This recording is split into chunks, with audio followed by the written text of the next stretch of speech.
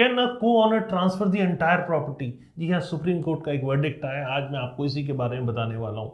एक बहुत बड़ा लैंडमार्क रूलिंग आई है, सुप्रीम कोर्ट ऑफ इंडिया ने क्लैरिफाई कर दिया है जो लीगल एक इंपॉर्टेंट क्वेश्चन आप और हम सबके दिमाग में रहता है, उसको बहुत बड़ी क्लैरिटी दी है। Can a co-owner transfer an entire property without the consent of co-owners? आज इस वीडियो में इसी को मैं आपको बताने वाला हूँ, इसको ब्रेक डाउन करूंगा क्योंकि ये judgement S K. Golam Lalchand versus Nandulal Shaw के केस में दिया गया है।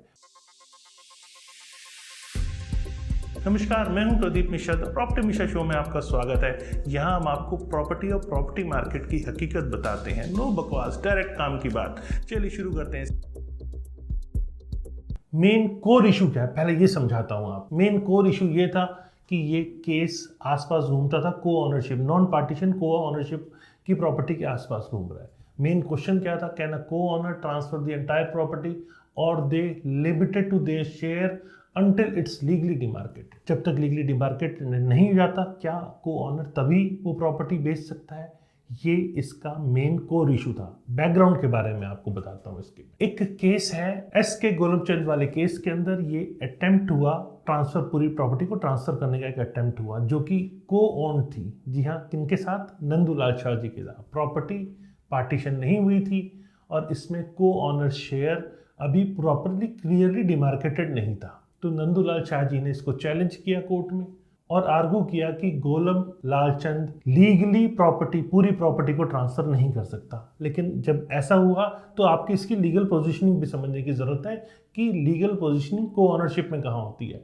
As per property law, co-owner hold undivided share in a joint property. जी हाँ, वो अनडिवाइडेड शेयर जॉइंट प्रॉपर्टी में होल्ड कर सकता है एज पर प्रॉपर्टी लॉ। इसका मतलब दे कैन ओनली ट्रांसफर और सेल देयर ओन शेयर।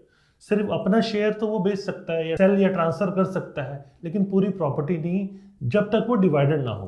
और सुप्रीम कोर्ट के जजमेंट में इस प्रिंसिपल को क्या एग्जैक्ट कहा गया वो आपको अब मैं बताता हूँ। सुप्रीम कोर्ट के जजमेंट ने जो प्रॉपर हाईलाइट किया गया है वो ये है कि a co-owner can not transfer the entire property without the consent of the co-owners. जब तक वो कंसेंट प्रॉपर नहीं ले लेता तब तक वो पूरी प्रॉपर्टी नहीं बेच सकता है। ये इंपॉर्टेंट चीज इस रूलिंग के अंदर, इस जजमेंट के अंदर आई है। दूसरी चीज इंपॉर्टेंट ये है कि जब प्रॉपर्टी प्रॉपर ट्रांसफर होने के लिए जा रही है तो को ऑनर का शेयर प्रॉपरली डिमार्केटेड होना चाहिए, तभी वो पॉसिबल है। अब इसका क्या इम्पैक्ट पड़ने वाला है? जी हाँ, इसका इम्पैक्ट बहुत गंभीर है जो आप और हम दोनों पे पड़ने वाला है। आपको ये भी समझने की ज़रूरत है क्योंकि लोग अक्सर प्रॉपर्टी खरीदते टाइम ये कर तो लेते हैं लेकिन बाद में बहुत सारी चीज़ें लीगल उन्हें नहीं पता होती है। तो इस जजमेंट से ये क्लियर हो जाता है कि अगर आप को ऑनर है तो अनडिवाइडेड प्रॉपर्टी शेयर जो है आपका, वो आप सेल नहीं कर सकते। कब तक? जब तक वो प्रॉपर्टी प्रॉपरली डिमार्केटेड या पार्टीशन ना हो। जब वो प्रॉपर्टी प्रॉपर पार्टीशनड हो जाएगी तभी आप उस प्रॉपर्टी को बेच सकते हैं। उससे पहले पूरी प्रॉपर्टी आप अपने हिसाब से नहीं बेच सकते। तो क्या है इसका कंक्लूजन? चलिए ये भी आपको बताता हूँ, इससे आपको क्लैरिटी हो गई होगी कि प्रॉपर्टी लॉ में एक बहुत बड़ा महत्वपूर्ण एस्पेक्ट है ये। तो को ऑनरशिप के डिस्प्यूट अगर आपका है तो आपको अपने मन से बहुत कुछ सोच लेने की ज़रूरत नहीं है, आपको लीगल एक्सपर्ट से सलाह लेने की ज़रूरत है, अपने राइट्स को क्लियरली समझने की ज़रूरत है क्योंकि प्रॉपर्टी लॉ के अंदर ये एक लैंडमार्क जजमेंट है जो मैंने आपको एक्सप्लेन किया।